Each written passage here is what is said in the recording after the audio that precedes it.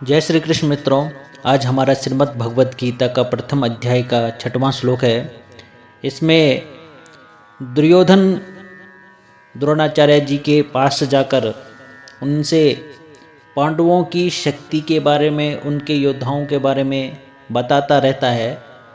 आगे कहता है वो, युधा मन्युश्च विक्रांत उत्तमोजाश्च वीर्यवान् सौभद्रो द्रौपदेयाश्च सर्व एव महारथाः।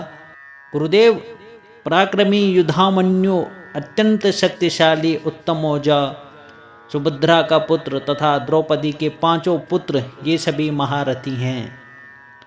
दूसरी तरफ संजय धृतराष्ट्र जी से यही बातें कह रहे हैं कि आपके पुत्र ने द्रोणाचार्य जी के पास जाकर इस प्रकार के वचन कहे। मित्रों, कल्पना कीजिए कि कुरुक्षेत्र का विशाल मैदान, चारों ओर धूल उड़ रही है, शंख नगाड़े और युद्ध के वाद्य गूंज रहे हैं। हजारों रथ, घोड़े, हाथी सब युद्ध के लिए तत्पर खड़े हैं। एक ओर पांडवों की सेना, दूसरी ओर कौरवों की ओर खड़ा है दुर्योधन। राजा होते हुए भी मन में हलचल है, आंखों में गर्व है, पर भीतर कहीं न कहीं एक छुपा हुआ भय है। दुर्योधन अपने गुरु द्रोणाचार्य के पास आता है। यह कोई साधारण बातचीत नहीं है, यह युद्ध से पहले की मनोवैज्ञानिक रणनीति है। दुर्योधन अपने मन में सोचता है, यदि गुरु द्रोण पूरी शक्ति से युद्ध करेंगे तो कौरव सेना अजेय बन जाएगी। लेकिन वह यह भी जानता है कि द्रोणाचार्य का हृदय पांडवों की ओर झुकाव ज़्यादा है। वो अपने प्रिय शिष्य अर्जुन को मानते हैं। इसलिए दुर्योधन पहले पांडवों की शक्ति गिनाता है। अब वह एक एक करके पांडवों पक्ष के योद्धाओं के नाम लेता है। दुर्योधन कहता है, गुरुदेव, केवल पांडव ही नहीं, उनके साथ ऐसे ऐसे योद्धा खड़े हैं जिन्हें युद्ध का देवता भी सलाम करे। युधामन्युश्च विक्रांत। युधामन्यु नाम ही बताता है कि जो युद्ध में क्रोध और पराक्रम से भर जाता है। वे द्रुपद के सेनापति थे, धनुष चलाने में अद्भुत, रणनीति में निपुण और युद्ध भूमि में सिंह के समान। दुर्योधन मानो कह रहा है कि गुरुदेव, यह कोई साधारण योद्धा नहीं है, यह वह है जो अकेला पूरी पंक्ति को चीर सकता है। यह प्रशंसा नहीं, यह चेतावनी है। उत्तम ओजाश्य वीर्यवान। उत्तम ओजा, जिनका नाम ही बताता है उत्तम ओज, श्रेष्ठ शक्ति। वे युद्ध में पीछे हटना नहीं जानते थे। जहाँ बाकी योद्धा थक जाते, वहाँ उत्तम ओजा की तलवार और तेज चलती। दुर्योधन का भाव, गुरुदेव, यदि युधामन्यु आग है तो उत्तम ओजा तूफान है। सौभद्रो।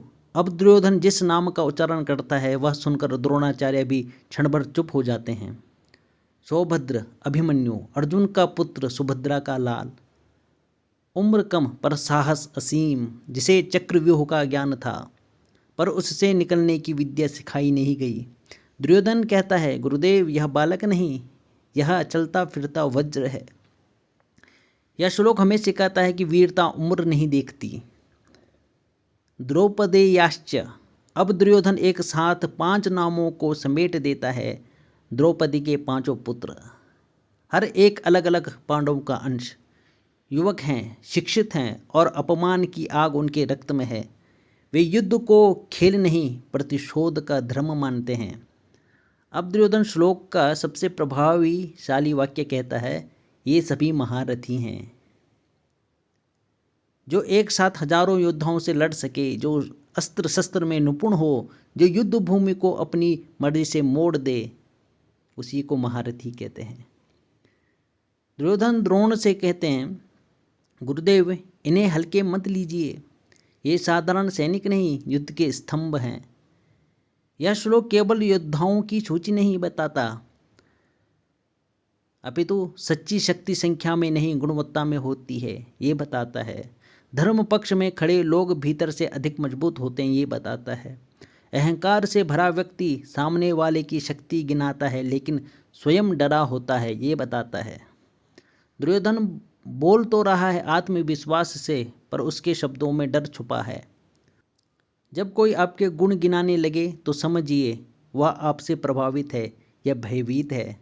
सच्चे योद्धा को अपने पक्ष की नहीं, धर्म की चिंता होती है। युवा, अनुभव और न्याय तीनों मिल जाएं तो परिवर्तन निश्चित है। यह श्लोक हमें युद्ध भूमि में ले जाकर सिखाता है कि जहाँ धर्म होता है वहाँ शक्ति अपने आप खींची चली आती है। आपको मेरी वीडियो कैसी लग रही है कृपया करके कमेंट करके ज़रूर बताइए, और ज़्यादा से ज़्यादा शेयर कीजिए और सब्सक्राइब कीजिए कि मेरे आने वाली वीडियो आप तक पहुंच सके। धन्यवाद।